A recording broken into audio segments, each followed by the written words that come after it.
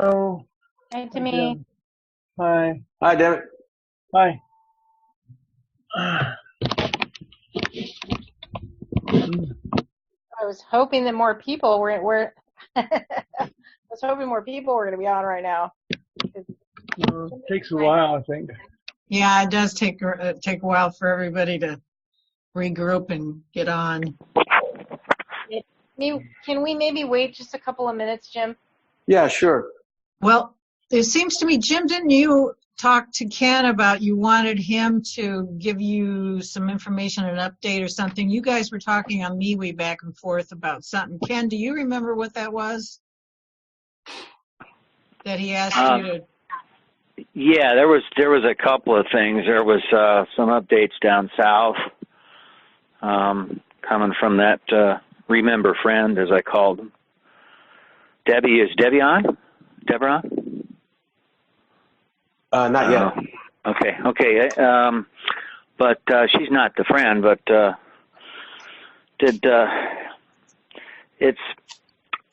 kind of stuck where it is right now until we hear from Thomas tomorrow night on that one. You got the last page I sent where it said, well, I don't think it's that smart to put it out there. The reason why I said that is because there's a couple items I think I listed, Planet X and the agenda behind that. If they just said the Black Sun like I typed in MeWe, it would have been different. Then there was also, I said California. I don't think I wrote this, that California residents would be moved to 21 states for the exodus. Now, this may have been the plan. This may have been part of the plan, the original write-up or something, but I don't get that it's going down right now the way they got it there, with the way they listed. So we'll wait for Thomas, okay, on that one to see what's progressing. I don't feel the threat from down south that I felt before. I don't know how the rest of you feel about that. That seems to have passed. What was this, Ken? This was on the 10th. Bolivia was had the CIA and looks like other intelligence operatives. There was a coup in Bolivia, and that general was put in there. Remember that Will I am Cali man guy? And it was so ridiculous that it was a day later on the 11th, 11/11, right? Remember we talked about that for 11/11. That flashbulb went off above the Show Me State, and that was the rock that was thrown at us or whatever it was. It didn't hurt anybody and it didn't hit anything. It just illuminated the whole state, whole south part of the state. And that was connected with, I could pick that up as being connected with Bolivia and what's going on, what's coming up from down south, and the write-ups on that we got from the Remember friend.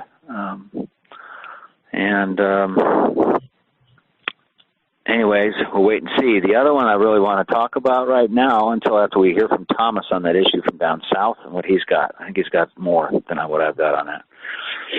But that Saturn video, did you all have a chance to look at it? It looked like, Jim, you looked at it, right? Or was it? Anybody look at the Saturn video? I had seen that before when it first came out. Like I said, I've been a student of David Icke for a long time. I've read all his books, probably seen all of his videos, and that one was definitely special. Thanks for posting that. Not everybody liked it, but there's been a lot of rocks thrown at David Icke over the years, obviously. Yeah, when that came out in 2016, I was in the House battling the court system, and I didn't have a chance to pick it up. So it was very nice that came along, and I saw that at just about the right time, in my opinion. Being in electronics and telemetry and sound and reading some books on sound current, what he said about the resonance to the rings and the sand. You've seen the videos on the sand where it moves across the table at different frequencies. And I was wondering if anybody picked up what was inside, of the Saturn radio receiver transmitter matrix. It is what it is, because the crystals in the rings, or the sand in the rings, changes. You know, every picture you take, they're changing. And if you look at some of the sand videos, I'm going to do some more researching on that. I've been busy today, most of the day. I have not been able to get on, but I'm wondering what's inside. I'm picking up something really heavy duty inside Saturn, and I'm curious what another remote viewer would pick up. Kim, if you'd like to look at that when you get a chance, I'd appreciate it. The other one is, remember the song, What is the Frequency, Kenneth? Well, that's my name, and I'm looking to find out. I'm looking at that stuff to research the frequency of what creates that hexagon on top of Saturn, or the South Pole, whatever that was. I think it was the North Pole, excuse me. And when I was in that video at about 49 minutes, this is my what I call a torpedo, and they've been coming. I mean, the waters are dangerous. They're laid with torpedoes these days, as I call them, and the waters are dangerous. When you're researching, they seem to come from family and friends and phone calls and people looking for money and people looking for help and this and that and the other. But I had one phone call. I'm just approaching that spot where David is talking about the sound frequencies and Saturn being a transmitter to the for the perception. And I get more into that later. I'm looking at my notes. Hold on. About in the area where about 49 minutes in is where he starts talking about that. And I got a phone call, and I paused it, and it was a friend of mine looking to, this is a good story, so I'm telling it, and I'll be quick. A friend of mine who's a mechanic said that he was having problems with his printer, and he had this starter. He paid a lot of money for this starter for a customer, and it came in, it was the wrong one, and it was in a couple of pieces, and it was weird, and it looked like he'd never seen a starter like this before, and he had to return it and get his money back so he could buy the right starter right away, and it was hurting him, because everybody's pinched on funds, most of us these days, and it was a very expensive starter, and his wife, he put his wife on the line. She said, yeah, I'm going to send you the link on email. Can you just print it up for us on your printer and bring it over when you get a chance? I said, yeah, I'm really busy right now. I'll do it as quick as I can. But I said, can't you just right-click it and send me the PDF or whatever it is? And she goes, no. She goes, I don't have my computer anymore. Well, I got hit by a virus by this guy who sent me an email and wiped out my computer, so all I got is my pad here.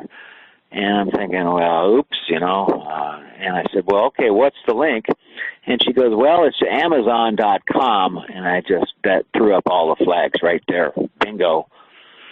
And so I said, well, I'll get to it as soon as I can. And so I go back to the video, and I'm watching the sound description of how the rings and where he's going with that. He never mentioned the frequency, by the way. He just said a certain frequency. But he did. I did not stop the video, and I kept on watching because it was so intriguing. About 30 minutes later, he called back to say, Ed did, who needed the printing done by favor.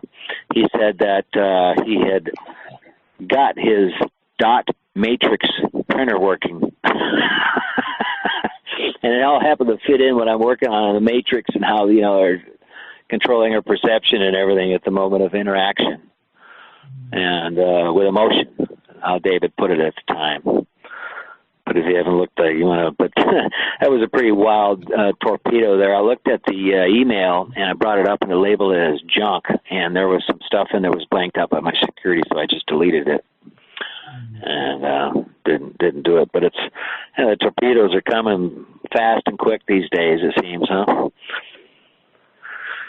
So, but if we can, I'm going to look at that, and I'll get on MeWe, probably tomorrow, and I'll put out some of my frequency checks on that, and then put out a couple of links to these sound videos where they're running sand.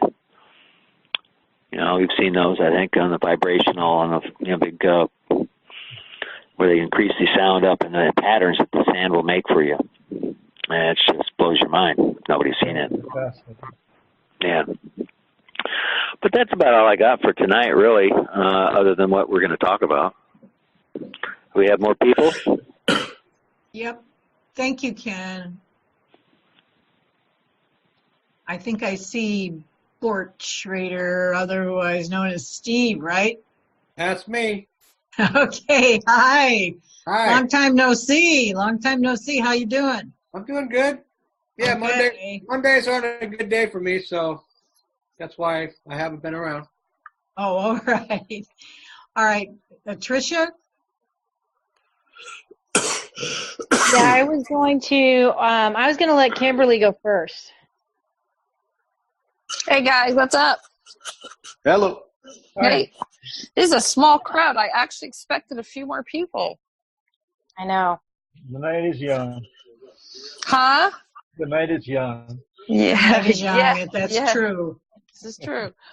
Okay, so I did a lot of research. I'm going to bring some of it to the forefront because a lot of it I'm still gathering.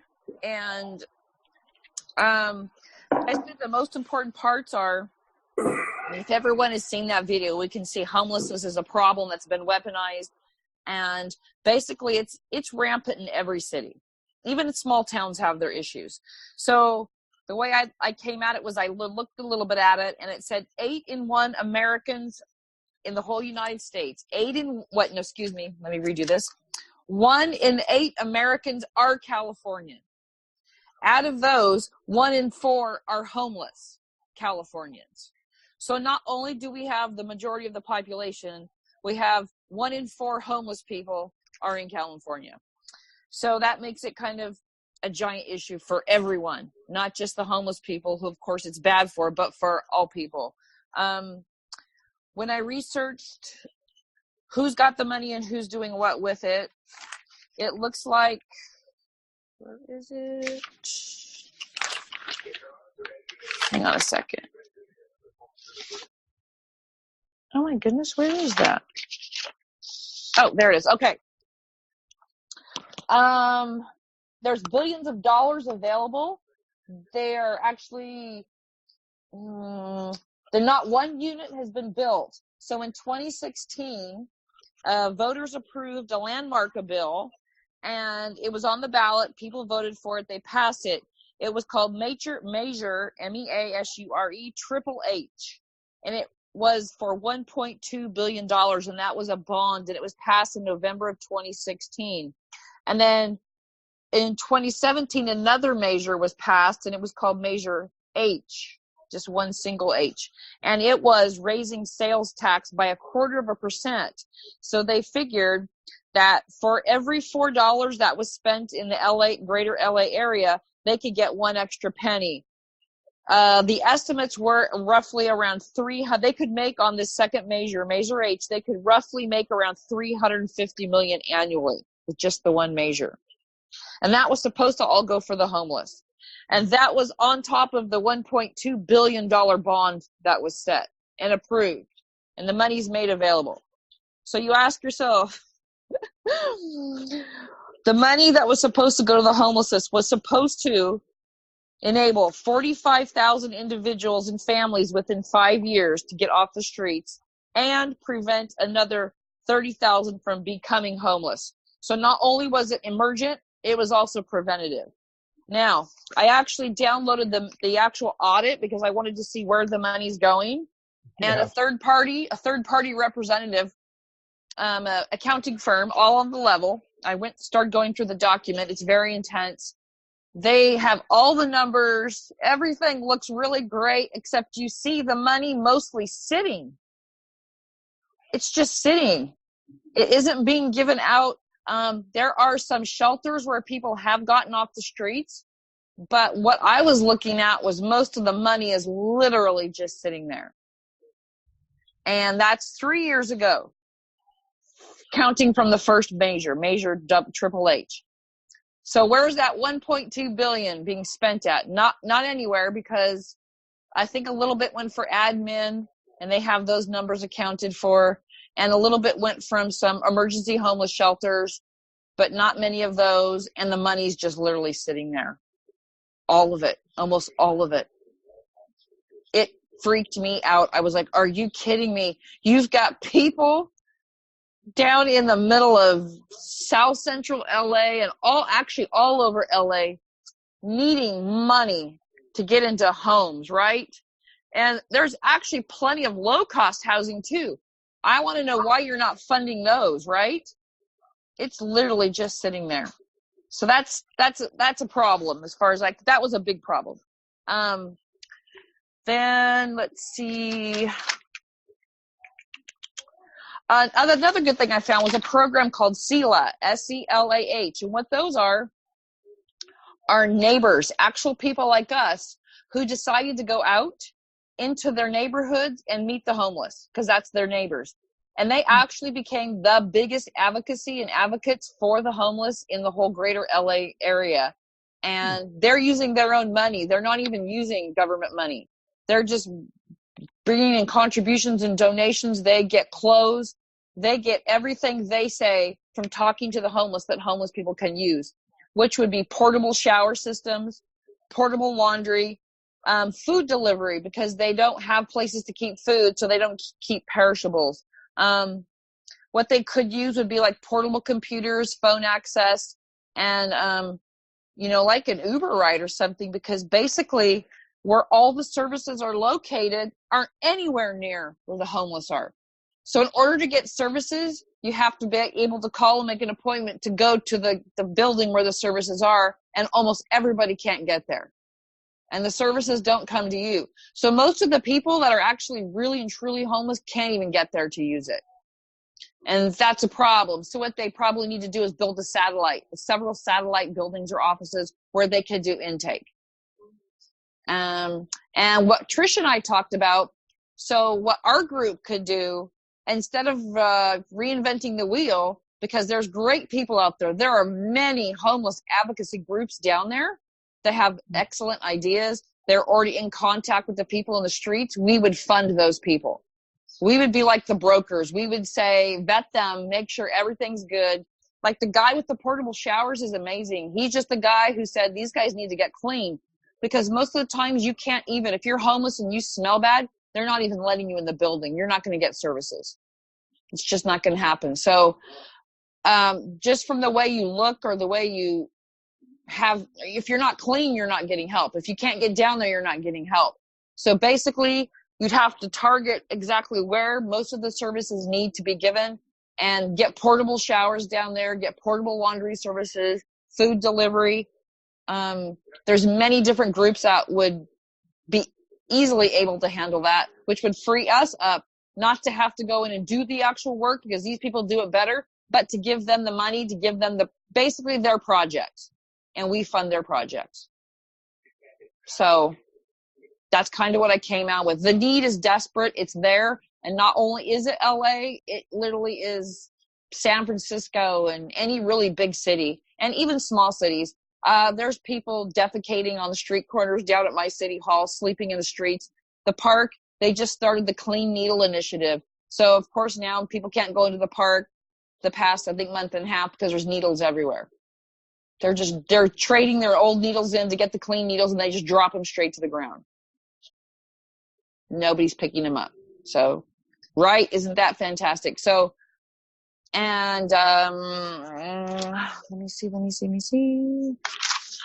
So there's plenty of money. Even if the fund wasn't, this is my thing, even if the funding wasn't coming out, there's all kinds of money for us to work with. We just have to get them to get their butts in gear. Oh, yes, I talked about starting a petition, kind of like a Where's Waldo. I want to find out where's the money.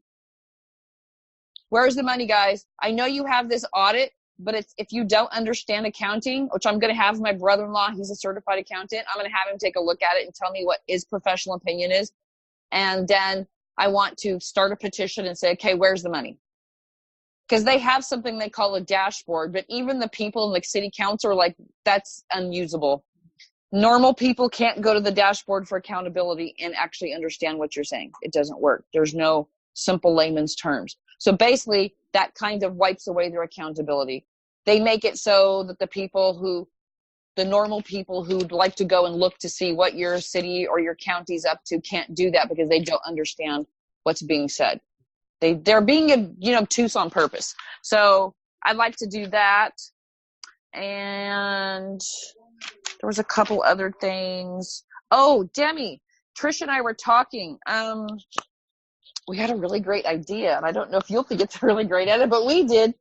We were talking, so when we start getting going with all this, being that you're in LA and you're really great with people, you present really well, you're very articulate, what if you started a video or a radio station or something like that, where you're like a guy on the street and you can give us daily updates and do video, and get the info out for us, like a spokesperson for us, give us the daily updates, find out what's happening. Would that be something you're interested in? I don't know. I'd have to think about how much I want to do this, but I'm certainly here. Okay, perfect. That's all. You just we'll talk about that separate, okay? What that might look like, if that's something that you're interested in. Because I thought it would be nice if we could start posting some of our stuff on the website, so that when people actually start going there, when we start getting enough people looking at this, that people actually know that we're serious and that we actually have, information, updated information, things that are current, stuff, live video from what the street might look like from your perspective or someone's perspective. So that I can get pretty easily.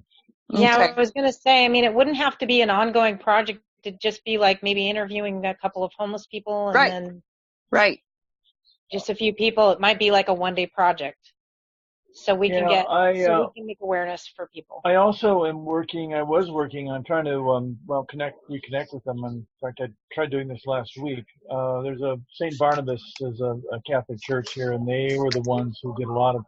I met there some of the people who were working with the homeless, Julie and Elise, and they're fantastic. And I hope to connect with them next week. I tried last week. I thought they'd see where they usually are, but they weren't. But I want to talk to them because they see the homeless all the time. They know certainly Hollywood and could give a lot of information. So I'll take care of that for sure. Perfect. And I also found a map that shows areas in LA by city of the approximate number of homeless people in that, and certainly by far the largest number is downtown, and that gives me an idea of where the concentrations of homeless people are. And so I think I could put together something which kind of starts laying out some of the basics, because a lot of people are spread out. They're not all clustered together. And they live in tents, and as I mentioned, they appear anywhere. And so it kind of, there's a lot going on with it. And so I could do that. I'd be happy to do some of that. Yes. That would be great. That would be wonderful. I love that that map, because that's part of the problem right now. When I was reading the audit, even the counselors were like, well, you're throwing these numbers at us, but what does that mean? They said, well, we can't exactly break it down for you by area. And I'm thinking, no, you absolutely can. You can. You're going to. You're going to have to. Yeah, you can. They have to. Yeah, you can. Well, they said they did it. They didn't have that information in that moment. I was like, in that moment. Right. In that moment, you don't.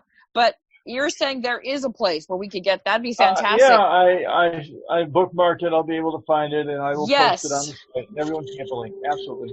That will be. I can't wait to see that, because that was one of my burning questions.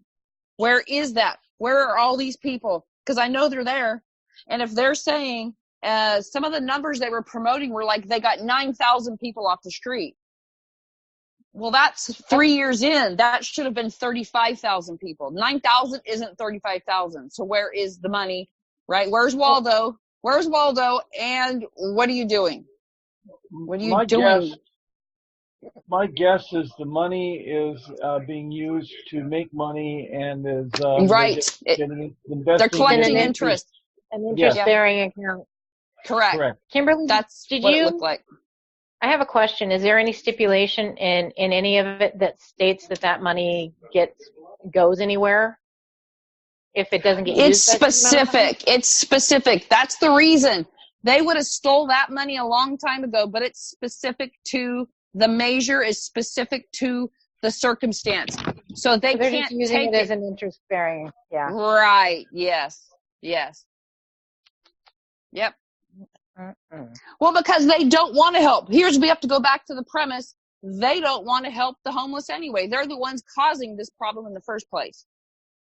So, and they're just used to people not paying attention and they just kind of float on by, stealing and graft and whatever they do. Yeah, so it's not going to happen anymore. It's not happening anymore. It's like, no, you're not doing that anymore. And some of the council people were actually, I was surprised. I think it's because it's an election year. They were asking some hard questions. And the people that are actually running the bond measure, the HHH measure, the $1.2 billion bond, that's actually being held by the county. They're responsible for that. So that one's actually pretty high profile. That's the one most people think the money's coming out of. But that's the one that Joe Rogan was all bent up about in that video, because not one unit's been built. And that's where the money's supposed to be coming from, is that bond. And the other bond is $350 million a year, roughly estimating, on top of the other bond. So right now, almost everybody in LA should have a house, right? You'd think. Exactly. So once again, where's Waldo? Yeah, and like you said, we should just be giving to the organizations that are already in place. And if Newark, California decides they want to do their own shelter or build houses or do whatever, right? We can also do that. We can right. let some of that money go to us so that we can actually purchase some land and build some homes and make sure they're up to code. Yes. Yeah. Well, there's things like retrofitting too, because that's a seismic area. So you're going to have to make sure anything that's built is going to be coded for seismic. So some of that, you could take some of those industrial areas down there and refit them out. I just don't know. Sometimes the cost to remodel and retrofit is way more expensive than to do a new build. So it would probably really dependent on the area and how many people you were housing. But Willow had a really great, I saw her article on our website, and she had a lot of really great, because she's lived with the homeless and she's been homeless, and she had a lot of really great ideas about what homeless people actually need. So we need to probably download that, and everybody in the group needs to take a look at that if you haven't looked at it already. It was really amazing. What she wrote was really amazing. So it's available on the website for anybody that wants to go look at it. It's really great. I would definitely recommend everyone should read it. Okay, Trish, I think that's all I got so far. And we decided to shelve Gavin Newsom for right now. Lock him up. I'd like to shelve him. Yeah. I sent him some really strong energetic messages, so we'll see. Looks like Phyllis has her hand raised. Oh, yes, Phyllis. she does. Well, when you were talking, Kimberly, about what we could do, maybe what we could do is if we had our 501c3, then we could say, okay, we want some of that major HHH or whatever money too. We would put it to good use. So I was asking Cozen, I sent her off an email today and said, any chance she could come on the call and kind of give us an update about some alternatives if we can't go unincorporated, what are some other options? But she's in year-end crunch big time. So she didn't even get a chance to send me an email to talk about stuff tonight. I just wanted to mention that to people. Okay. Because if I remember right, when Thomas had to do the 501c3 for the People's Club, it took him I recall it took well over a year, maybe longer, to get it. That's actually what I'm going to be talking about for this. Oh, fantastic. Okay, I'm off. Excuse me, fellas. A lot of background noise. Me. It's probably me. Thanks. Okay. Hi, Pamela. Oh. Okay, so. Got rain today. Yay. Yay. Good. Okay, so I've been looking into, I know that we had some discussions about the 501c3, and I'm not really keen on it. And I'm going to go into a little bit of reasons why. Basically, when you're doing a foundation is completely separate from a 501c3. 501c3 is a tax-exempt status, but one of the reasons that I don't like it is because you're basically taking your own head off and you're putting the government head on you when you do that. And you're also subject to the government coming in and looking at your books and doing anything that they want. And I know that up until now, there hasn't really been anything that has been comparable to it, like I said, until now. Now, I know that I brought my friend up. She has a writ that she served to the Social Security Administration, the Supreme Court, and the Department of Justice. And part of it included this. But so what I'm about to talk about, it hasn't been done yet, but we're looking over it, her and I. She knows tax law back and forth. And she knows law back and forth. She knows common law. She knows, she knows English law. She knows all of it. So what we can do, if everybody's open to it, and everybody can do this, is we can become what's called a corporation sole. And a corporation sole, basically what it is you just send something to the Secretary of State of your state, and you tell them that I am a corporation sole. And what that ends up doing is it makes it so that you are tax exempt from everything. So, and you make yourself a trust. So you are a trust, and you are the trustee of your trust. And everybody can do this. And so what that means is that I don't own anything, but I'm the caretaker of everything. So I'm the caretaker of everything in my trust. And the reason why this works is because I can say I'm a trust, in my trust, or in all of our trusts, is New Earth, California. And we can actually go and get that money that Kimberly's talking about, some of it, and we can take it as a contribution. Not a donation, but as a contribution. And we cannot be taxed at all. 501c3, you actually can be taxed. There are some taxes you will have to pay, but if you are a corporate sole, you don't. And I know, because I was talking to Kimberly about it, and I gave her some paperwork on it. And so a corporation sole is mandatorily accepted from filing tax returns pursuant to 26 U.S.C. 508 and 6033. The corporate sole reserves all of its rights under the Constitution and is faithful to its calling as a witness to its rightful head, which is your higher self, not the head of state or the head of government. So no government head. And it needs to be established into a trust for right of use. So we can't be taxed under these. So in other words, we're not going to take New Earth, California and do it. We're actually going to, for me, this is what I'm going to do. I'm going to become a corporate sole. And that means that I'm going to create a trust, and I can say that I'm the caretaker, or like if Jim did it or all of us did it, we can say we're the caretakers of New Earth, California. And that way what we do is we put our own spiritual head, our higher self on, and we don't take on any government stuff. And this is brand new. And my friend has done it. She made what's called a Nevis Foundation.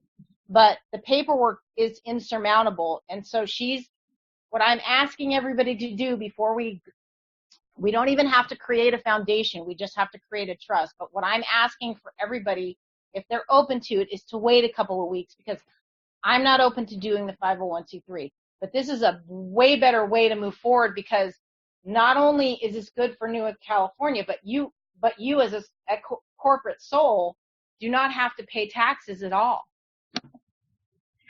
And everything that you put in your trust is, you do not own it, but you are the caretaker of it. So that's how it works. And Kimberly actually found an article for me. Looks like a corporation may be a corporation sole, but it still won't have a sole, S-O-U-L. But basically, this professor recently wrote about a nearly 50-year-old case of Roman Catholic archbishop. Now, this fell under the church, the Catholic Church, in which the court rejected the plaintiff's claim that the archbishop was alter ego of a monastic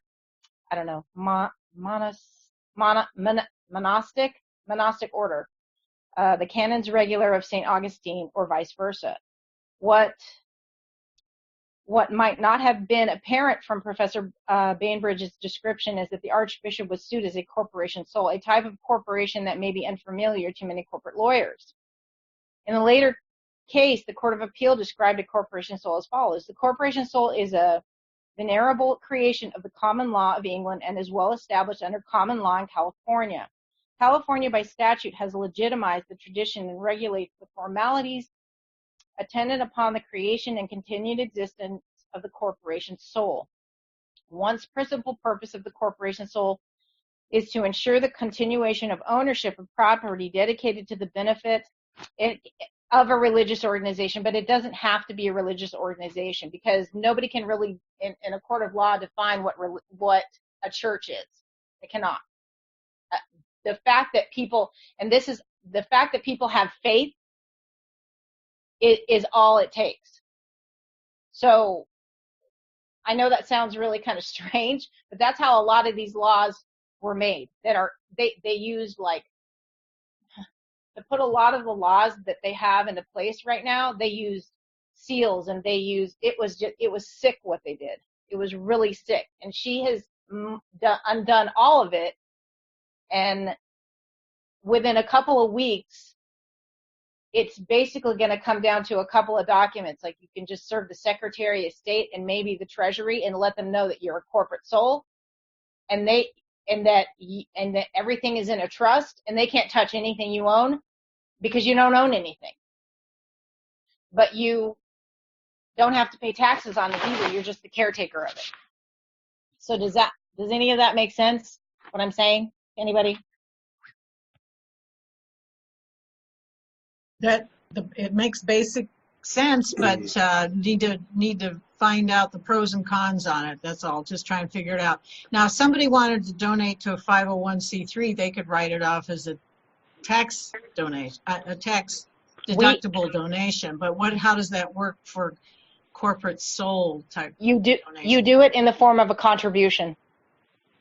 Okay, because that's the attraction for people to give money to these charities is. It's the same thing though. If people are contributing, they can do the same thing.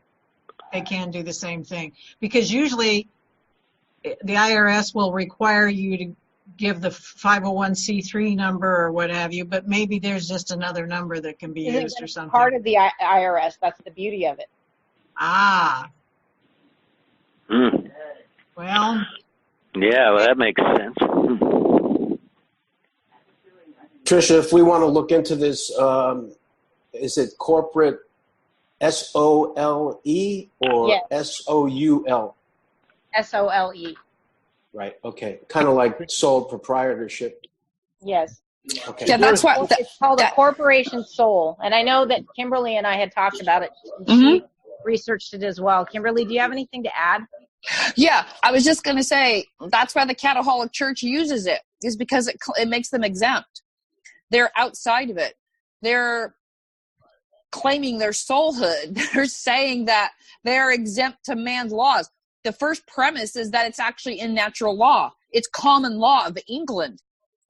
And California already has corporate code. They have corporate sole codes specified and legitimized. There's 2 or 3 cases already withstanding if you go by statute. But because statute isn't the same thing as common law. But in common law, this was brought from England. So it's already legitimized. And that's why they're able to use it, because those guys are exempt from civil law. They don't use it. They go by natural law. They go by common law. Excuse me. They're exempt for what they make us do, and they use something different. This is part of what they use. This is part of what they use. Mm-hmm. So it's like Kimberly said to me the other day, one of the Rothschilds was saying, I don't own anything. I just control it. That's exactly what goes on. That's why he doesn't pay taxes. Right. He's not part of the IRS at all. No. There's no, because it's not part of the civil law. It's a natural law. So IRS is a fake law. It's a fake third-party entity working under the charter of the Federal Reserve, which doesn't even have a charter anymore. So technically, those guys aren't even legitimate. Yep. At this point. So This is technically something California already recognizes that has standing. It's already being used, and there's already case law from trial for it. So I laughed my ass off when I found that. I was like, well, don't you just figure, right? Yep. Don't you just figure? Excuse me, I'm just looking at IRS related to corporation sole. It says a legitimate corporation sole is designed to ensure continuity of ownership of property dedicated to the benefit of a legitimate religious organization. Yes, that's only one use. That's just one. Okay, but it doesn't mention, it says a taxpayer cannot use a corporation's sole created to avoid or evade income tax as a means to exclude the taxpayer's personal income from tax. That kind of thing. That's where faith comes in. So section 6033. Yes. Okay. So there's more to it than this, because if you read just this, it puts you off right away. That's what they want to do. I know. Of course. It says this section exempts religious organizations from the need for filing returns of any kind. 6033 provides for mandatory exceptions to filing requirements for religious organizations and states that file requirements shall not apply to churches, their related auxiliaries, and conventions or associations of churches. But your church or religious order has complete immunity to disclosure. It's not necessarily for you to maintain records. Okay, so, but in order for you to have the exclusion, so here's what it is. So, I wrote it down. Well, remember, Tricia, under the Nevis Foundation, what she was using before, a Nevis Foundation is an offshore foundation, and it only requires one member, just you. Yeah. It's just a one-member situation. Secretary, you're everything inside of it, and this is legitimate and completely legal. So as she was writing this corporate soul, it was initially based off of that situation. So she's incorporating. There's a lot more to it than what we're telling you. Yeah. So because it basically says that because she did something what she did when she did her trust is she said that under these, they were expressed, these trusts under sentiment aforementioned, everyone is entitled to their own beliefs, even non-beliefs, because at any religion fundamental core, even science and quantum physics, faith exists. And if faith exists in the fundamental creation of the universe, in other words, if you believe in source, that you can use this. So then every single man, woman, and child is exempt. All they need to do is inform the Treasury. They fall under the writ of I can't say it, certiorari. Certiorari, yes. Of faith, which becomes a public law in 2 more weeks. Yeah, in 2 more weeks it is going to become a public law. Right. Yeah, that's why I think Trisha's just saying, wait, if we could just wait off on the 501 just a little bit longer, till we're trying to work it out. So because you have faith, it's actually every man, woman, and child has access to it. Yeah, because you have eternal essence. You have God inside of you. And natural law is God's law. Exactly. True law, because Creator's law. So that's outside of admiralty law. It has no bearing.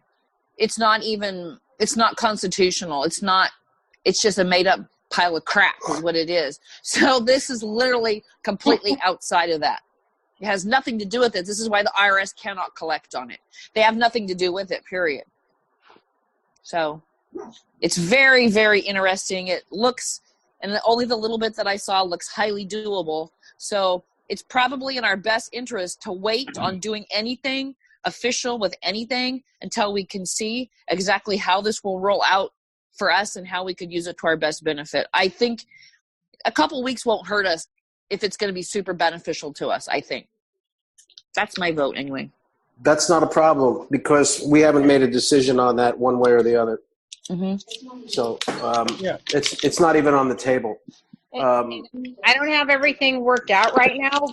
And I know you have questions, Phyllis, and those are all great questions. It doesn't have to be a religious organization, but we're working all those things out.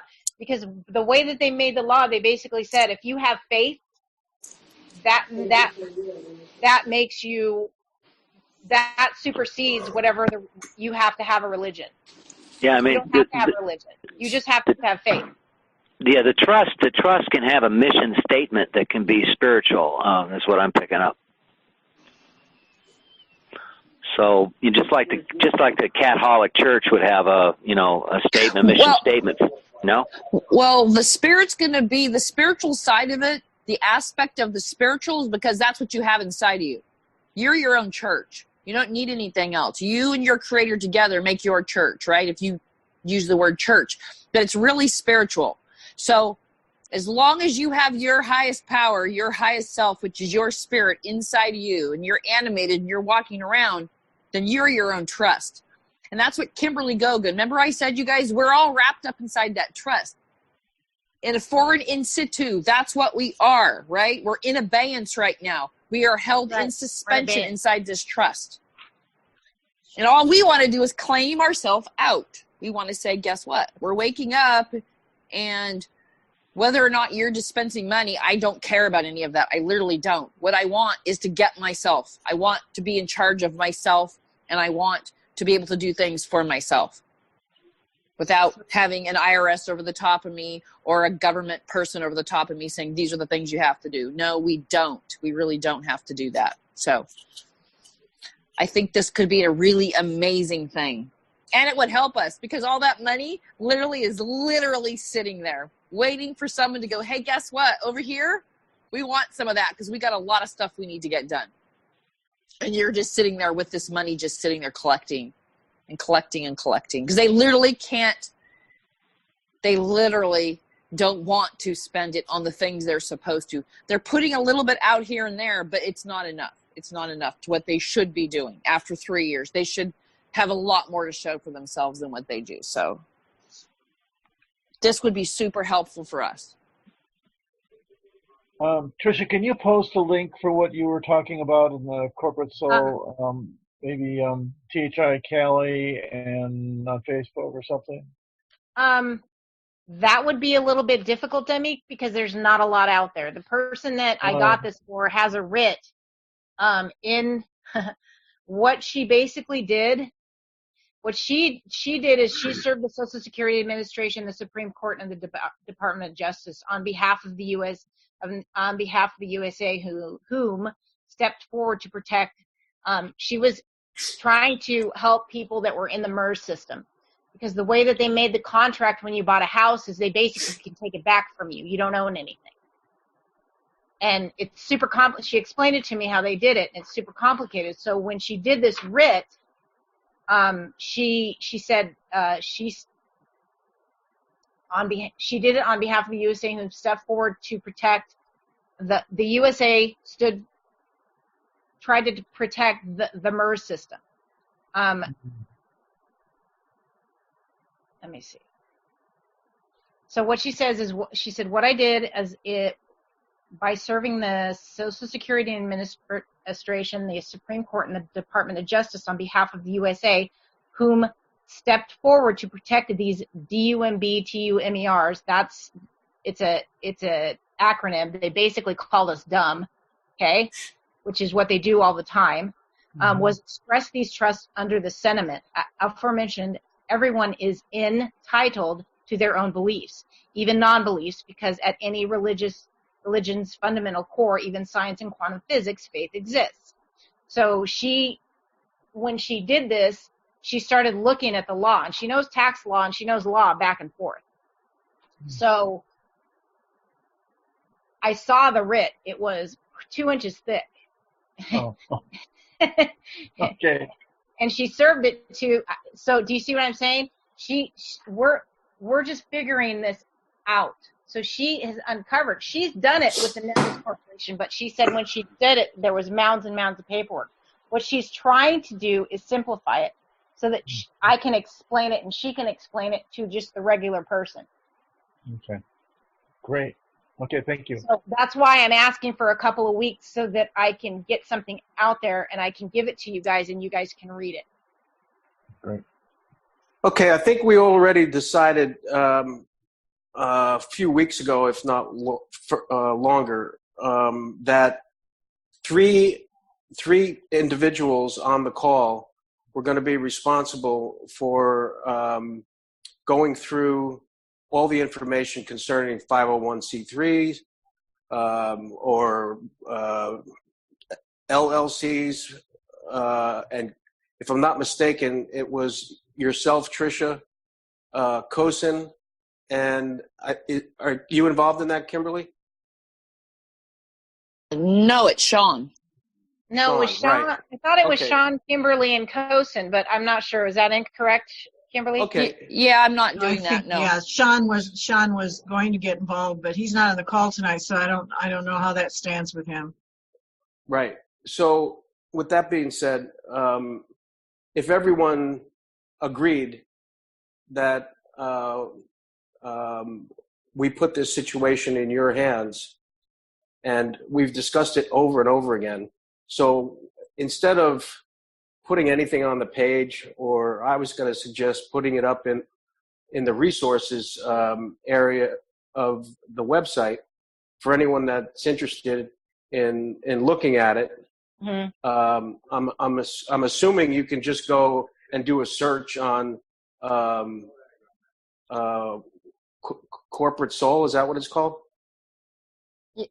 It's kind of hard because they've hidden it from everybody. So yeah, okay. it's hard to get to. You have to know the right keywords, or you're not going to get it right. I'm telling you, they hit it pretty good. So again, hey, Trisha, just post. Sorry, Jim. I'm sorry, Trisha. Just post what I sent you. Yeah, I can do that. Yeah, then you could post that up, and people can see that. I mean, they can see it, but I don't know. And get together with Sean and Kosin, and if the three of you agree that this is where we should go, I believe it'll be fine with everyone else, because we gave this to you to research, and you've put all the work in. So I think the three of you should be the ones to make the call. Okay. Just my opinion. Yeah, no, that's not a problem. I mean, this is something that I'm going to do anyway. I'm going to do it regardless.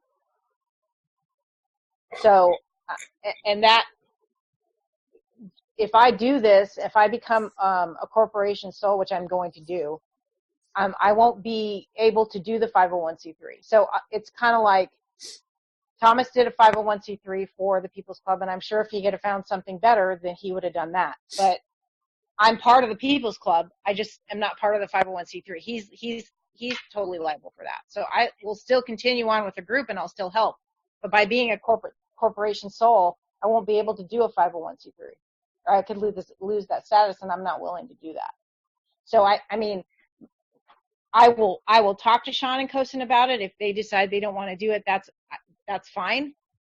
You guys can go ahead and do what you want. I've always said that I just want the organization to move forward, and I will help with whatever you guys need. That's fair.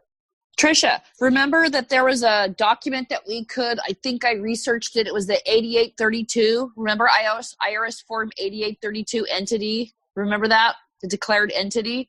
Was that something that was going to be a part of that, or is that separate from? I'm not sure. I'm Okay. not sure. Okay, because I had a question, and maybe you could ask her. What about, say, you start a job, or how is that going to work with your job? Because you know how employers like to hold out for a W-4. Is this something you need to take to your employer and say, I'm now exempt? I'm pretty sure that I'm exempt. Okay. Thank you.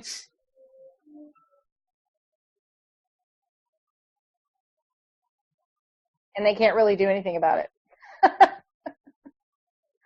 But I mean, that's the part I like. I like that a lot. But the other good news is that basically because she did this and served that writ to the Supreme Court and the DOJ and the Social Security Secretary Treasury too, I think. Secretary of Treasury, yeah. Because she did that actually helps every man, woman, and child in America. Yeah. And the reason that it does is it takes us out of their law system. And once it's done, they have to step down. And by not challenging her on it and letting it go for a certain amount of days. What's unrebutted then? And then it becomes unrebuttable. It becomes unrebuttable. And so she's actually changed the law for everybody in America. Mm-hmm. She's done. When was this done? About a month ago. Oh my goodness. Wow. It's pretty detailed and it's hard to explain. I think you did good, Tricia. Yeah. You did good. Yeah, I agree. It's interesting they spell it SOWL. Well, no, it's SOLE, but I think I'm not sure if when we do this, if we're going to change it to SOUL, because we might. Right, exactly. Or SOWL we could go with, yeah. Okay. Well, yeah, because there's versions. There's Latin, SOWL, and there's other English versions of, where they would take the origin from. Because they always have their double speak and play on words. So in order to cut through all that nasty little red tape, you'd probably just want to go with SOUL. Because, they have sole proprietor, and there's a reason for that, for the SOLE. So, they're always playing games. Right, or corporation solus. Mm-hmm. Yeah. Solus doesn't mean what it sounds like. But it's solus is like you are the one. Yeah. And then in some of the documentation she gave me, she said the thing to remember is that your name, sake, all caps name, is a corporate trust, right? Mm-hmm. Mm-hmm. And it also says if you're creating a 501c3 for the purpose of being exempt under the IRS, you need to remember that the 501c3 has no immunity from government inspection of books and records. Right, right. 501c3 has restrictions on hiring and firing within the framework of the public policy. The 501c3 can be represented in court only by an attorney. The 501c3 religious organization must apply for and be granted legal status by the IRS and the domicile state. So in answer to your question, Phyllis, in order for us to be a 501c3, we have to be a religious organization as well. But under the corporation soul, we just have to have faith. Mm-hmm. Just thinking out loud here, I'm wondering, do you think, Tricia, that I don't know if this would be okay or not, Jim, but do you think your friend would come and give us a little 15-minute talk with the high points of how this all works and benefits and plus and minuses? Before I would even ask her, I would have to get permission from the group, and I don't know if we'd need permission from her because she's not part of PHI. What do you think, Jim? I don't have a problem, but I think you're both right.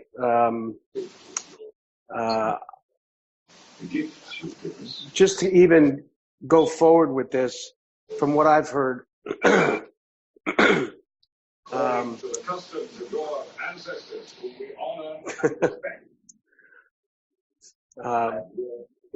Thomas would need to.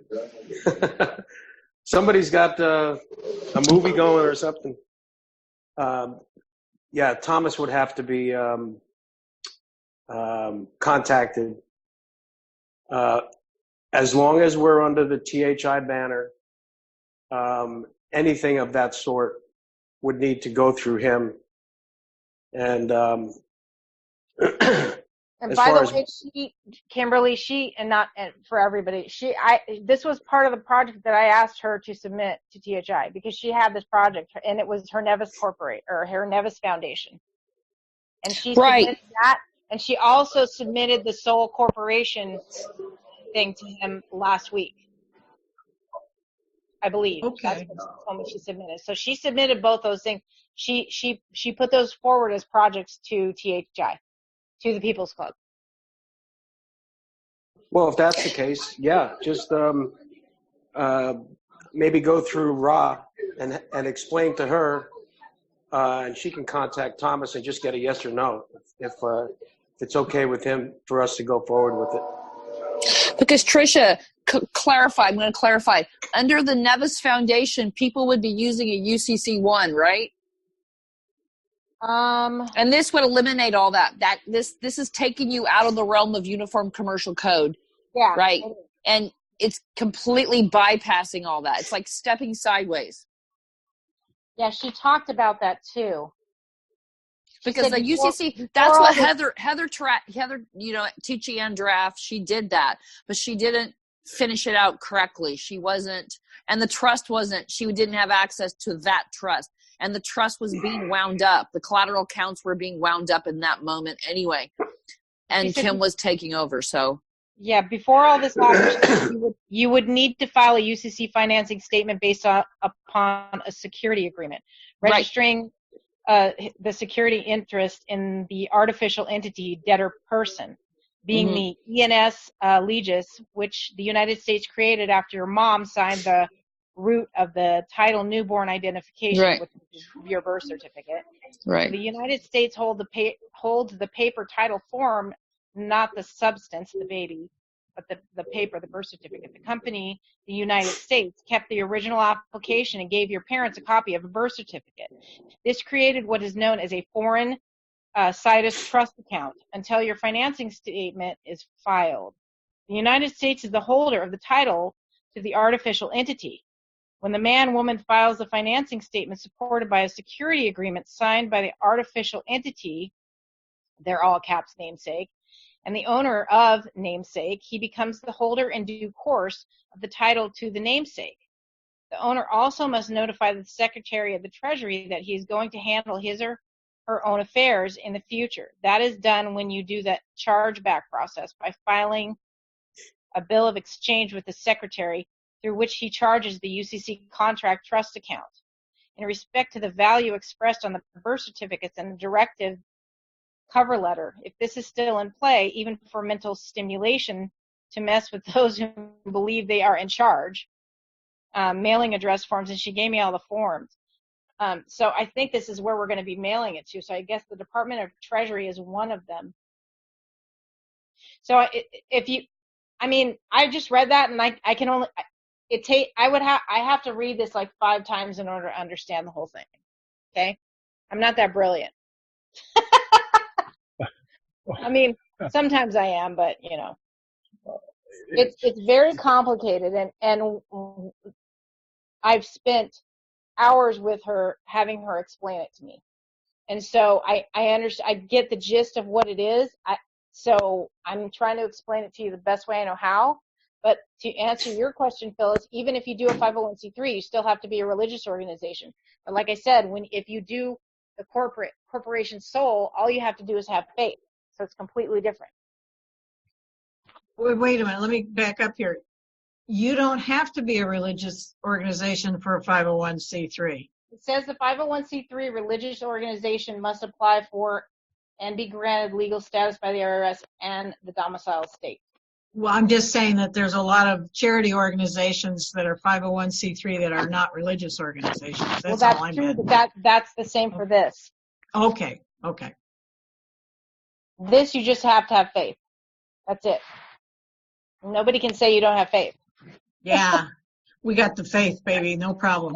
Yeah, we got plenty of that. Plenty of faith. I'm just wondering if it might be. Is everybody got the emails? Like you've got Sean's email, and Tricia, you've got Kimberly's, and vice versa, and all that. Anybody need any contact information? I would need Sean's email, and I would need Cozen's email. Oh, that's right, Cozen. That's right. Okay, Cozen, you and okay, got it. But I mean, I don't know. I can ask Ra if it would be okay if she came on the call to ask Thomas. I mean, sure. I'll do that this week. You know what? If he approves it, have Thomas sit in on the call as well. Yeah, that's fine with me if he wants to. It's so hard for me to explain it because, I mean, I understand it after 8 hours of sitting down, talking about it. Sorry to interrupt. It's okay. I think Kim Possible is going to know if this is good or not, huh? Well, here's the thing. Well, she would. That's why that's why I had her submit it to the People's Club. Right. But see, I think that Kim's got so much to do. I don't know if she stumbled onto this because Faith just stumbled. I mean, she's been looking. She just stumbled onto it. I can't say that. She did her Nevis Foundation in this, and then, but what she's trying to do is simplify it so that there's not so many forms. Like you don't have to jump through so many hoops to do it. Do you see what I'm saying? She's already done it through the Nevis Foundation. But I don't know that I don't even know that Kim knows about it. I don't know. That's why it needs to go through the chain of command. Yeah. Ramona first, and she might even know what it is because she's pretty savvy in a lot of that information. And she's the leader of her own group in Illinois, I believe. Her and Dan. But to start, I would go through, or I would just send an email to Ramona, ask her what she thinks of it, and if she's not aware of it, ask her to contact Thomas and ask him. And then if Thomas isn't aware of it, he might just ask Kim. And if she's aware of it, that's the only way we're going to get our answer is by doing it that way. They don't want to be brought onto calls, you know. I'm sure they don't. No. They have too much to do. I can probably dig up Ramona's email off of the spreadsheet, the group spreadsheet, if you don't have it. I've messaged Ramona on Facebook. I can talk to her about it. Oh, okay. Perfect. I don't know. I mean, I can just ask her for an email, but I don't even know if I want to put the information on Facebook right now, to be honest. So I might want to. Yeah, just send her a message on Messenger and ask her to shoot you her email. Tell her you have some important information you'd like to get her input on. Well, I'll tell her that I have some important information that you wanted me to contact her over, but I'm not comfortable doing it on Facebook. And that way, maybe she'll give me her meeting. Exactly, man. My alarms are going off. Don't use Facebook with that crap. Yeah, don't mention anything on Facebook, but she will. She'll send you her email, maybe even her phone number. I think I can get you the email off that spreadsheet, that group leader spreadsheet, Jim. I think I can get her email. It's probably on that. I might have it. I'll take a look. Go ahead. Keep going. Okay.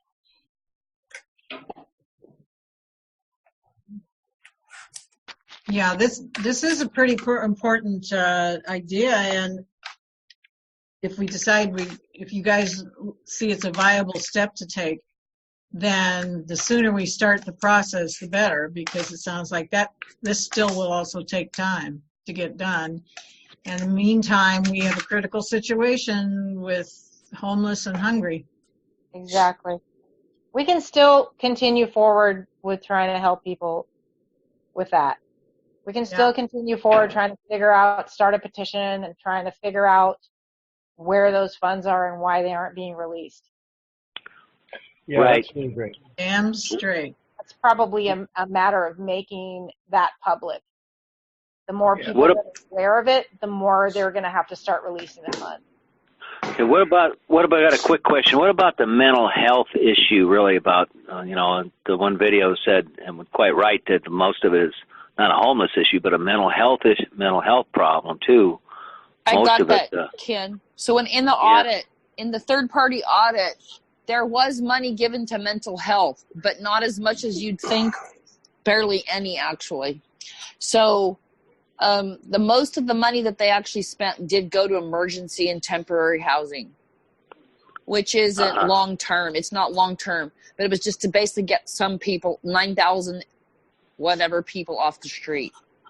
So, and that wasn't really even addressing. They had no statistical breakdown or analysis for how many were mental health.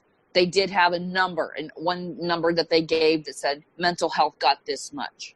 So everything was audited. It sounded like from the overall part of the report that the third-party CPAs basically said they dotted their I's and crossed their T's. So what you're just looking at is a bunch of money sitting. It's just sitting. Well, so what I found out about I was working with a homeless fellow earlier this year, and he had been in some of these temporary whatever, and it sounded really horrible. People just, they're given money to house a certain number of people in whatever conditions. They're not inspected, and he preferred living on a bus stop than to go back into that. It's just pretty bad. So that's a consideration. There's no oversight. Yeah, I mean, and how can there be? Right. And by the way, I posted on THI Cali and Facebook this interactive map I mentioned. Oh, so yay, good. You can look at that. It's very interesting. It's from last year, so it's fairly recent. But in any case, what I'd like to do is talk to the people at the center, which is the St. Barnabas Center here in Hollywood, and see if I can get a hold of them tomorrow, because they would have lots and lots of information right off, because on all kinds of things. And I'll ask them about that. If I can't get a hold of them, I'll keep trying, so that I should have some info, next week or maybe a little sooner for you, everybody, so we can go forward in that way. Thank you, Demi. Yep. Here's what I've heard about the money situation. And it's not just homeless people, it's also with Veterans Administration and they're homeless. The monies are there. And they will tell you, if you go into some of their offices, associated with, let's say, the VA, the people that are responsible for funding veterans and getting them into programs. Let's say Volunteers of America, that's one of them. There's another one, SSVF, I'm not sure exactly what it stands for, something to do with Veterans of Foreign Wars. When you go into those offices, they'll ask you a series of questions about your homelessness, and then if you qualify, they will put you in a specific program, and that's where the money starts. And once you're in those specific programs, such as there's one called Bridge, and it's the first program that they'll put you into where you can get immediate housing based on the fact that you're looking for permanent housing. And one of those programs will pay for you to do that by way of the funding. And they'll also tell you, if you need anything, just ask for it. And I'm talking about clothing, different types of supplies, and they even hand them out as you're walking out the door from these programs. So what I'm getting at is, I also found this out for my daughter. She's a caseworker for the County of San Diego, and she helps mentally challenged people. She fills out their paperwork, and she's responsible for 5 or 10 homes where these people are housed all around San Diego County and Orange County. She goes as far as Fresno. And she told me also that for some people to get into those programs via, let's say, Section 8 or the Housing Commission, there's a 12-year wait. So for homeless people to walk into one of these offices and,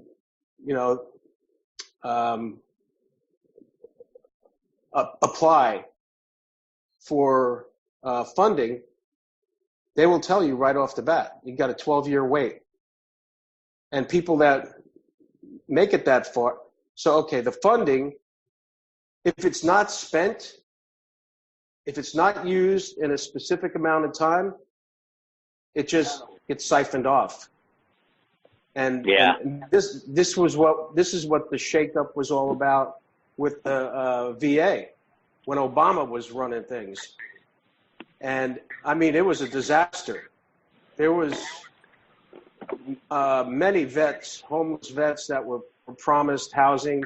They were in programs for 6 to 8 months, waiting to get permanently housed. And then all of a sudden it just stopped, and they called these people in.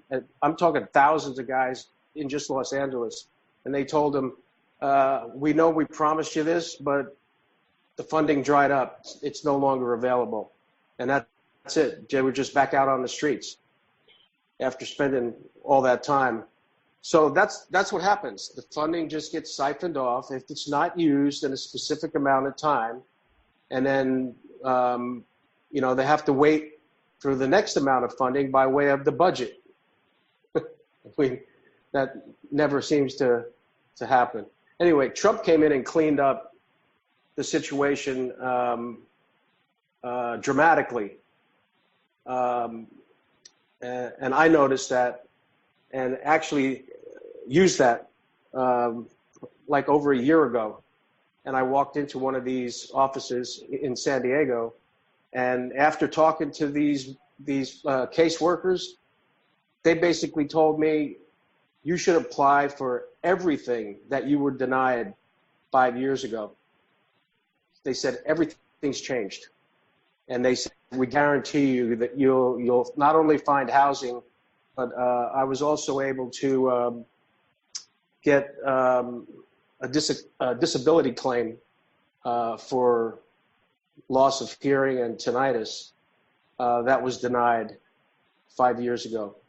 And within 1 week of having an auditory exam done, they just put it in my bank account after a week. And that was after waiting 5 years where they denied it when I was up in Long Beach, Los Angeles area.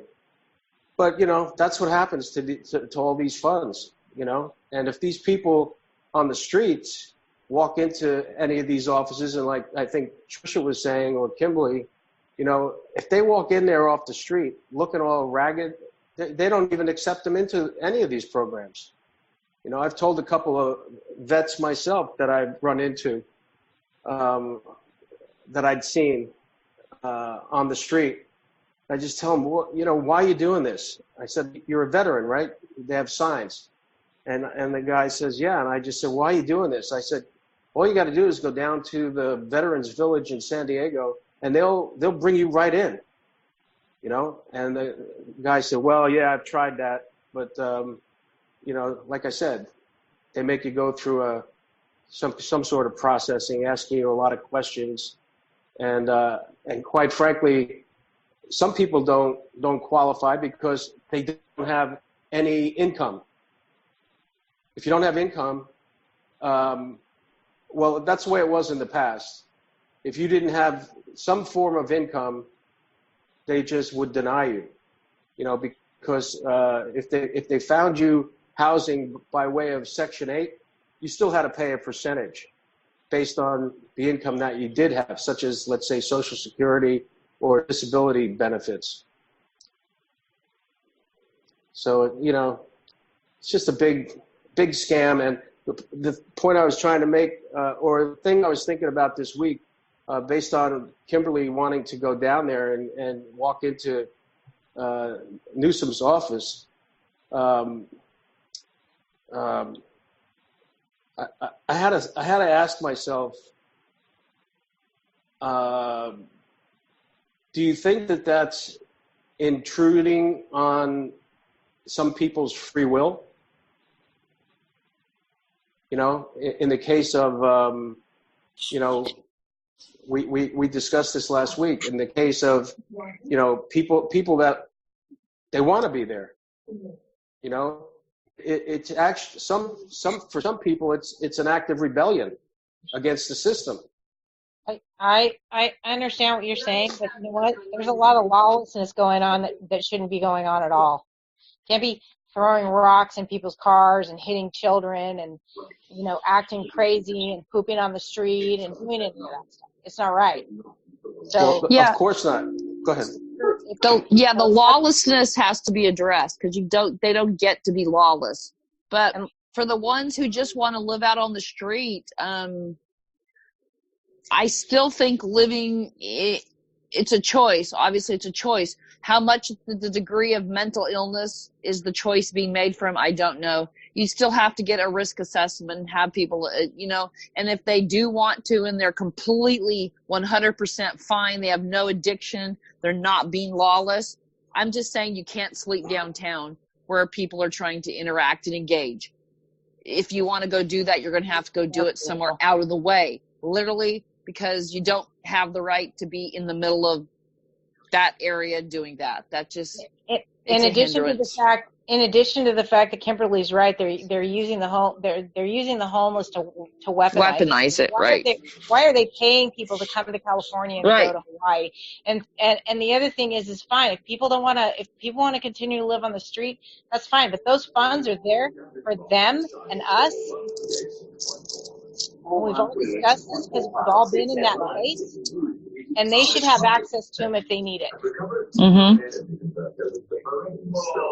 And they're not allowed to take those funds and keep them like that. They're not. That's impeding on somebody's free will right there. To me. Well, yeah. Well, we're taxpayers. That's tax money. We should be complaining about how it's being used or not being used. Exactly. Well, I think some people are complaining. I think what's happened is you've got media blackout. Yeah. No surprise there. So people are complaining. People are waking up. And when you sit there and you see homeless people shitting and pissing on the ground and flinging rocks and biting off people's fingers and stabbing security guards as they're ripping the store off.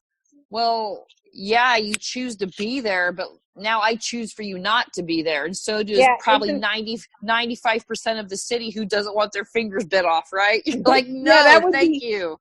That would be impeding on their free will. Well, because it's not healthy for anyone, more or less the homeless person themselves. That's not healthy to have that behavior. To become filled with bubonic plague or crippling diseases and then transmitting those through your defecation to people 12 miles down the river, right? No. That's how cholera works. Yeah, you just have to take a stand where you say, this is lawless. This is actually against natural law. Human beings, if given the chance with free thinking, right, they wouldn't do that. And if they do choose to do it, then we're going to say, no, you're not going to do that. You're not doing that. And I think most of the taxpayers would stand up and say, yes, they're going to agree with that.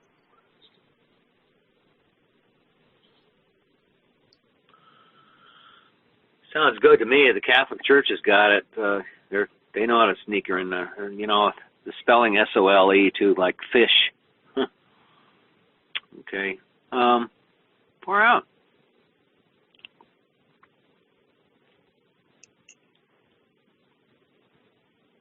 Well, I can't say there's an awful lot of suffering out there, and when I walk by this and see people living in tents and elsewhere, now we're getting into the cold and wet, and where do you go to the bathroom and so on, and maybe there's some freedom out there for some people, but I think the people I've met who are homeless were not happy being homeless. So I think this is worth seeing what we can do. Excuse me.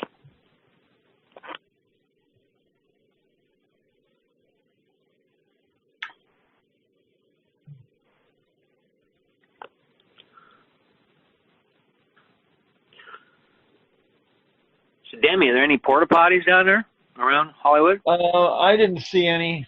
I didn't see any at all. I think the nearest bush, if that. Wow. Well, if they put porta potties out there, they should get some graffiti artists to do some designs and make them, avant-garde, make them look fancy. Once they start doing that, in putting this out, then it creates an incentive, and they don't want to do that. So, I don't think they need to create the incentive. It's already there. well, no, but I mean, it makes it more. It makes it easier and makes it more amenable to live on the street. I mean, it attracts. People don't want that. So you don't want porta potties and here's pitch your tent and here's the potty. I mean, it kind of is a psychology they don't want to, I think, reinforce. Yeah. Catch-22. Yeah. You're saying you don't think it should be make it too convenient for them to just stay in that situation. You're saying don't make. I think I need to explore more of this because it's a complex problem. So I'm eager to talk to some of the people that I met earlier this year and see what they say because it has many dimensions to it.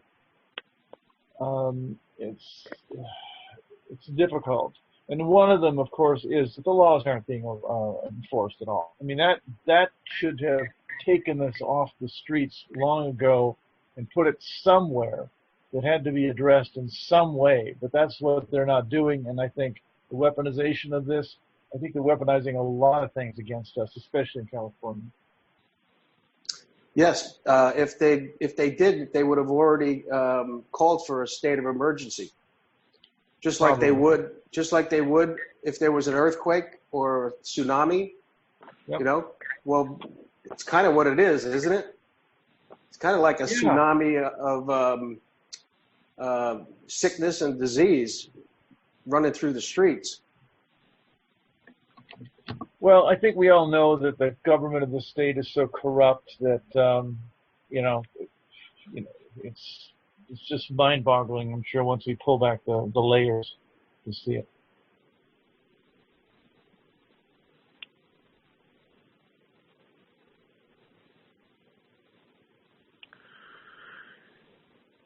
Yeah, man, that's gnarly. No. You know, I just took a quick look at that, and yeah, it's like get them all in the cities, lock the cities down, and you got a barter town type creation there, and they start attacking, the wealthier people and middle class, and then you have a total breakdown. I can see the plan. It's part of that other stuff I didn't post on the Agenda 21 and 2030 stuff. Yeah. But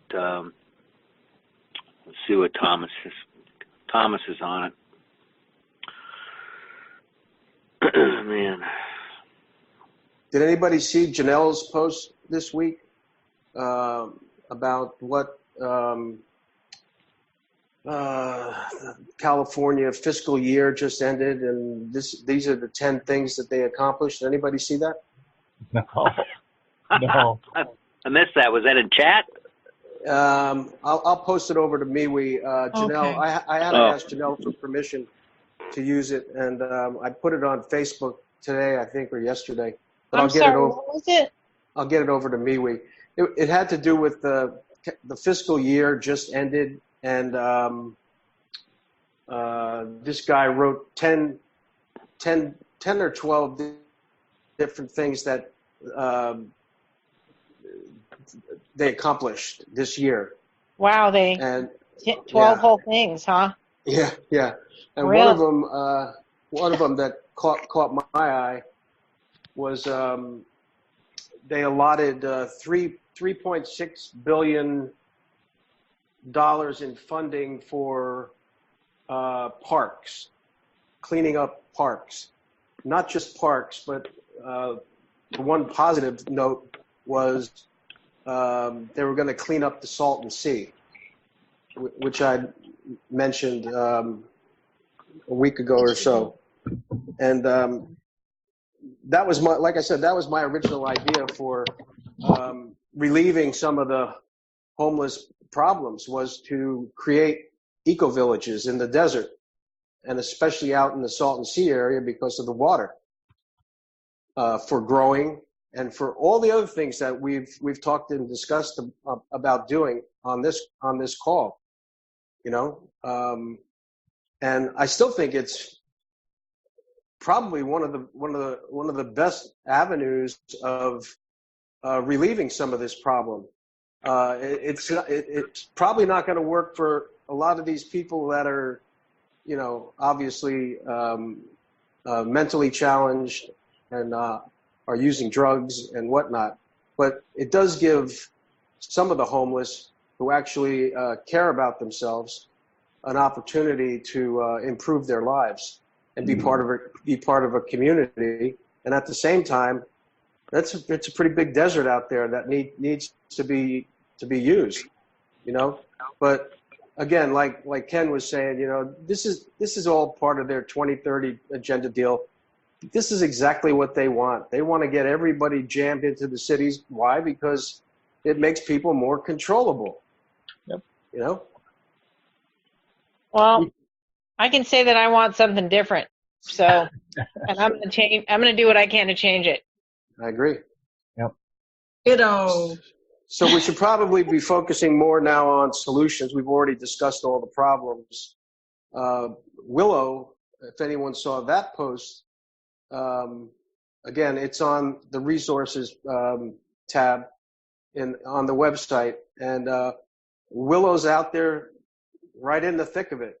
And she's got a lot of ideas on how we can help based on her experience. We should probably get together with her and talk to her about it. Yeah, I'm calling her on Saturday, and she's going to be up in, I think, Northern California. But she says she's not able to get to the call. She's not well.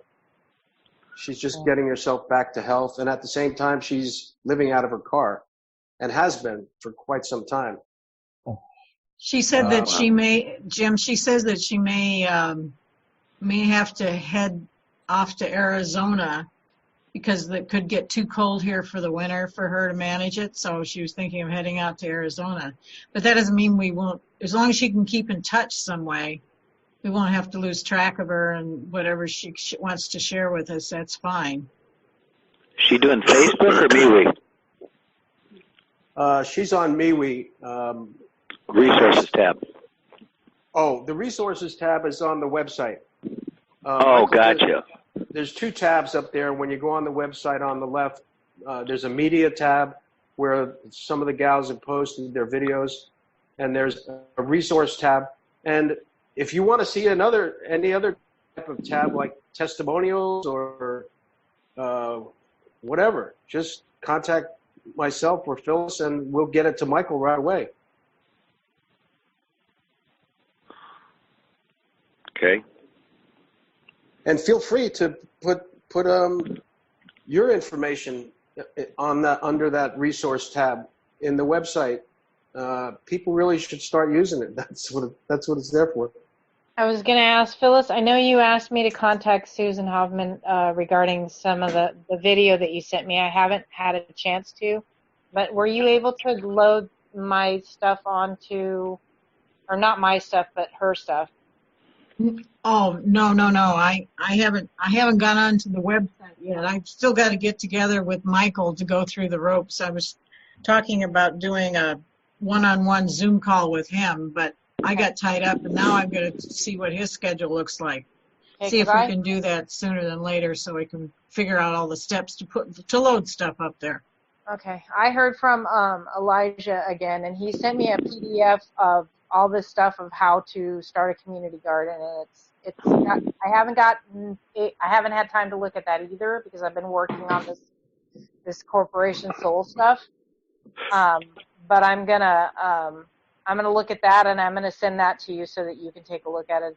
It's a ton of information. That's great. Okay, no problem. And Michael is being very helpful to. Usually, I can say to him, "Can you just pop this in here?" And we will get together, he and I, and we'll have a little training session. Yeah. So I can get into it faster. Yeah, WordPress can be difficult from what I understand. There's just a lot of menus within menus. Yeah. Okay.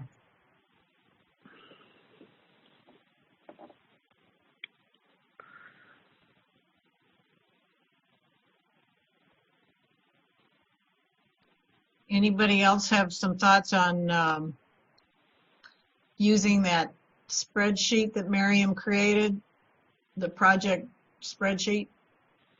I'm still trying to put together the list of community gardens throughout California right now, so I was going to use it for that. Okay, that'd be great, because if you could do that, we definitely want to get that up and posted. So I'm going to work on that this week.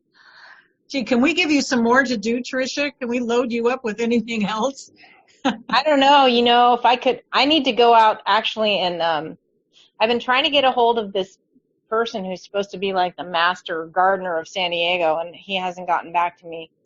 But there's also a little community garden here, like in Carlsbad, that I'm going to go join, I think, just to get started.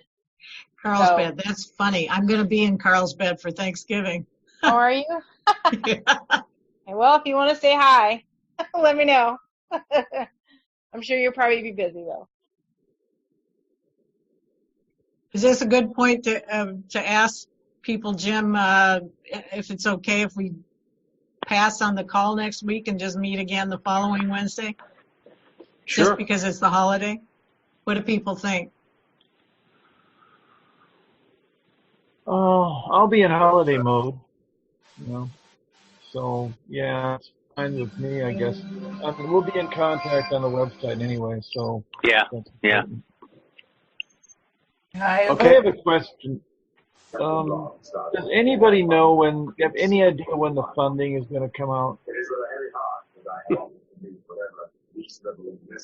No. No idea, but there are people just, I don't know, somebody was thinking that it's going to be pretty soon. Who was it? Was saying that? Was it Sean? Somebody was saying that.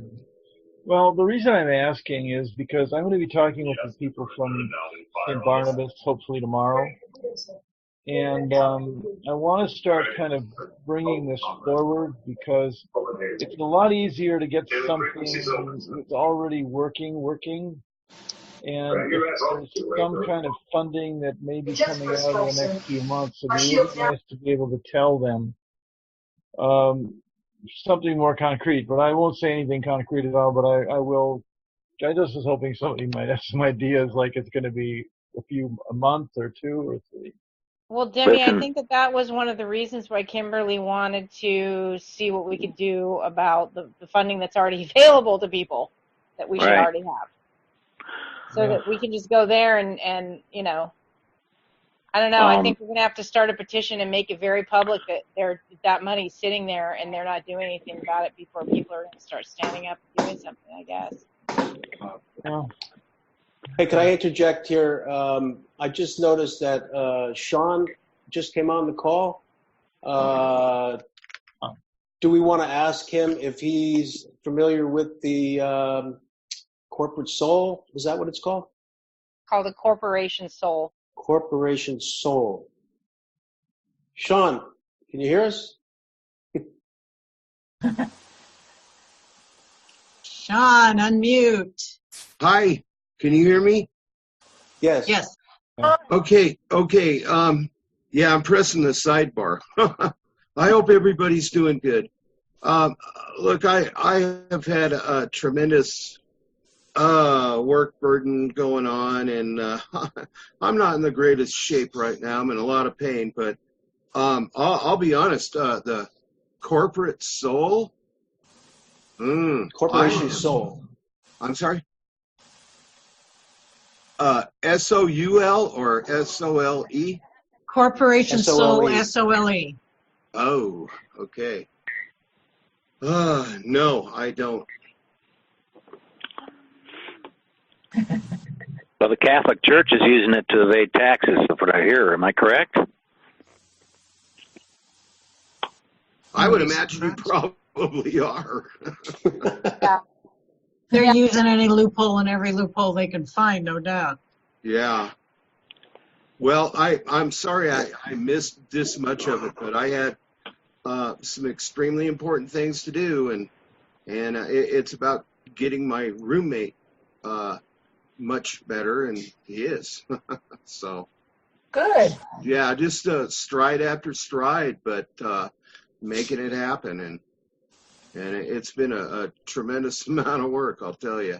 And I'm one injured guy from moving beds and stuff like that right now. It's old injury time, and I need to put on my sorry, but I got to put on my my little whiplash collar thing and do it that way. I'll try to participate as much as I can, but I'm sorry, corporate SOLE, huh? I don't know. Well, Sean, Tricia covered it, the basics on it, and if you can watch the video, the recording after Jim posts it, it'll bring you up to date. And, yeah. Oh, yeah. Of course. Yeah. Jim, why don't you cover what you said before about Sean and Tricia and Cozen working on this project? Well, like I said, we all decided weeks ago that the three of you, Tricia, Cozen, and Sean, were going to be were designated to come up with a plan on which way we should go, and we would all be comfortable on the decision that you come to. So even if it's 2 out of 3, sounds like a majority vote to me. Yeah, this corporation sold too, and on the other hand, it's going to be quite the channel for the funds to come to. Wouldn't you think? I'll get Kim Possible's look on that, and Thomas will probably have some more info on the funding, Demi, tomorrow at 4:30 Pacific on Spreaker. Good. Yeah, I'm really excited because I would love to be able to tell these are 2 wonderful, wonderful people, and I'd love to be able to tell them, boy, we've got some really big surprise. I mean, anyway, I'm getting excited. Thanks. Well, with that being said, are we ready to accept funding? No. I don't think we are. I think once we get this trust going, that Kim Possible, I got a feeling that she's going to like this because it gives a very, very narrow channel for the funds to be distributed. We're each responsible for it, and in our own areas, and there's got to be a place for it to go instead of going some other bank's hand. And if it's in a trust, and you can't touch it, and if it's done right, then we'll get the funds. I got a feeling that the funds will come. We can show a need and say, hey, we need this there, this there, this there, but somebody's TV is on. Somebody's watching Star Wars. Darth Vader's in the background. Speaking to what you just said, Ken, one thing we're going to have to do is get some business plans, some definitive write-up into the People's Club, onto their format. Because if we just say, oh, we have these organizations XYZ, we think they do a good job, we trust them, and we think more money should flow to them so they can do more of that same good work. Well, we need to be probably a little more accountable than just and trust me, I really do like these people. We gotta look like we're organized and that we've thought the plan through A to Z. I think that all we really have to do is just talk. We need to write something up where we can say, okay, well, as far as doing the community gardens, these are the people that we're going to start working with, in addition to the fact that what we plan to do is purchase property and create our own, as well as give back to the community gardens that we're working with.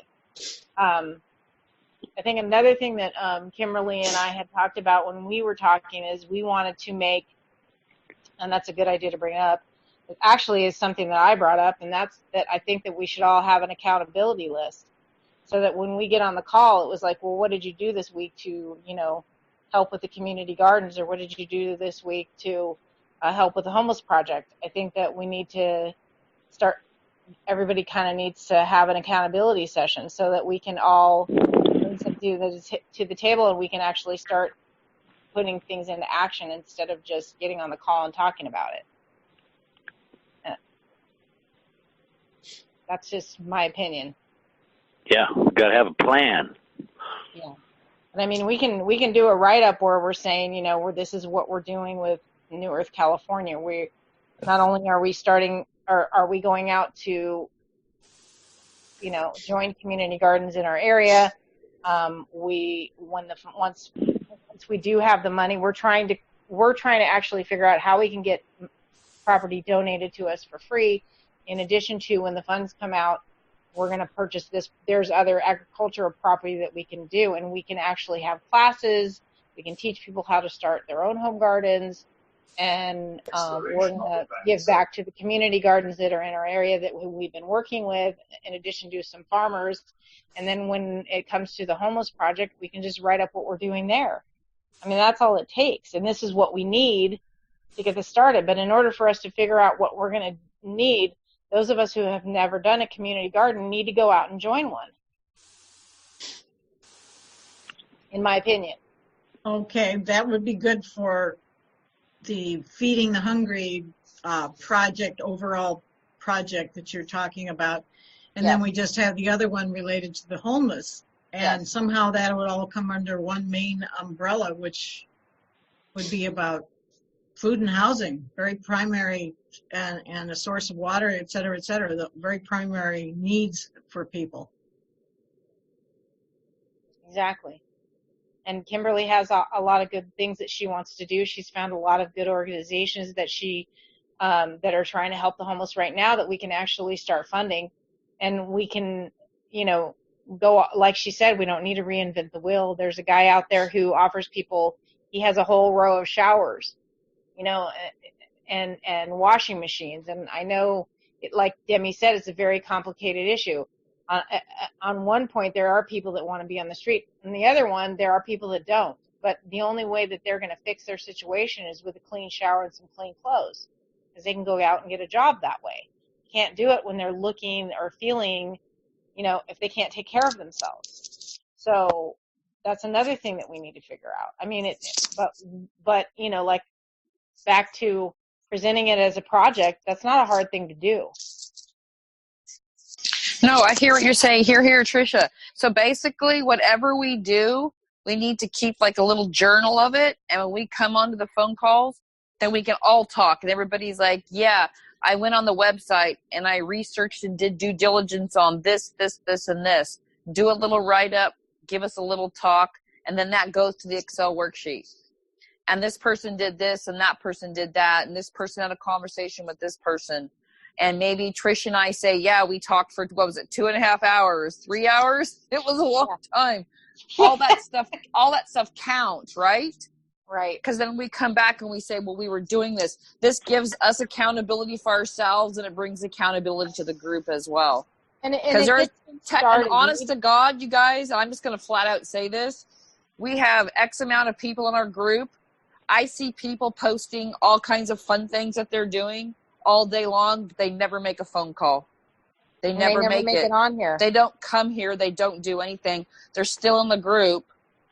They're sucking energy out of the group, but they're not putting anything back into it. But they can go to Starbucks. They can do whatever they're doing, there. but they're not here. They're never here. And it's like, if you want to be in THI, California, then you need to be here. You need to at least make a phone call. At least once a month, do something. If you don't want to do that, then don't be here. That was the point of Phyllis putting up the urgent update call, which again is posted on the website. Right, and the only person who responded, the only person I heard anything from on that was Janelle. Right, exactly. That was the only person. She never comes to any phone calls ever. We've been in touch though, Kimberly. She did it one time. Yeah, she was real. She's been real busy. She sent me an email and told me all the stuff she's involved with. So she's super busy. But she's going to try when she can, but she's got a busy, heavy work schedule. Plus, she gets involved with the community heavily. So she gets involved with their community heavily, and she was talking a lot about the community garden, Kimberly. So she has come on a couple of the calls. I think that Janelle's actually out there busy working in her community and trying to help her community. So she's actually doing something. Kimberly, for your the spreadsheet or whatever it was you were saying that we need to create, it's already created. We have the projects spreadsheet, docs, and we also have a notes spreadsheet, which I personally asked Miriam to stop doing because it was just too much. And she couldn't keep up with it. You know, she was like 3 weeks behind, and I just asked her to stop. But we can use that notes spreadsheet to do just what you were saying. And anyone can go on there and, you know, write in whatever you want. You know, so we should just transition that notes spreadsheet into a, I forget how you put it.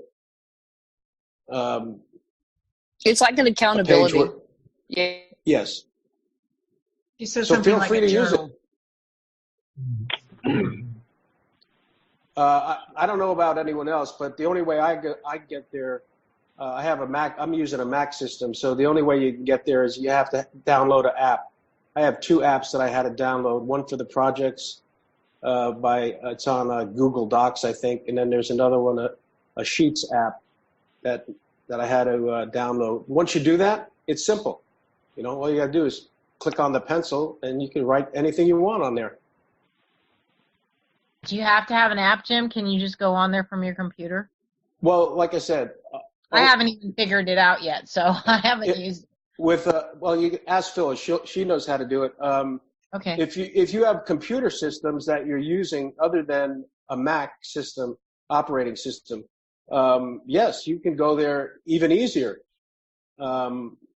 I had to figure it out from way back when Ra first posted it for posting our startup information, and that's when I realized it does tell you it's not that difficult. It just says install this app, and once you do that, you can put anything on there. That's only if you have a Mac and you have to have that interface. That's just for Macs. Okay. Right. So the regular PC should be log on fine. there for this? What was that, Trish? I'm sorry. Is it pretty easy to log on there and just put stuff on? Oh yeah, you just double click and it's like working very similar to an Excel spreadsheet. Okay. For the project spreadsheet. You just have to remember that every time you type something in, you don't have to save it. It does save it for you. Right. Okay. And then there it is. And if there's a problem, you can let me know. Or if you get busy and you have a few things you want put up there, I can do it pretty quickly. Okay. So and besides, I need to talk to Miriam because we don't actually have some column formatting or some row formatting that might fit some entry we want to make. We'll just have to see. So, but anybody can look at it, and if they've got some ideas, we can talk over with Miriam, and she can help us with it because she knows project management. So that's a real blessing to have that. Yeah.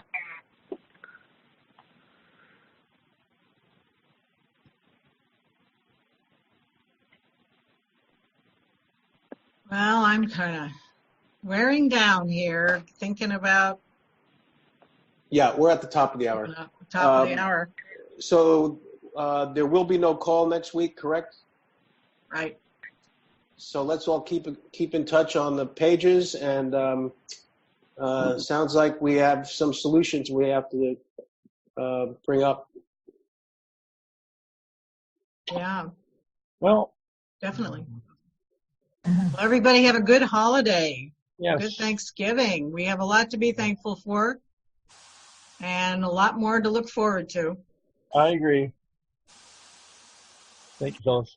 Thanksgiving. Thanks, everybody. Thank you all. Thank you. Thanks, everyone. Thank you all. Have a good holiday. Thanks for your work. Have a good holiday, everybody. Thanks, everyone. Yeah. Night. Thank you, Boyd. everybody. Night. Good night. Thanks for coming. Thank you, Jim. Thanks, everybody. Bye-bye. Good night.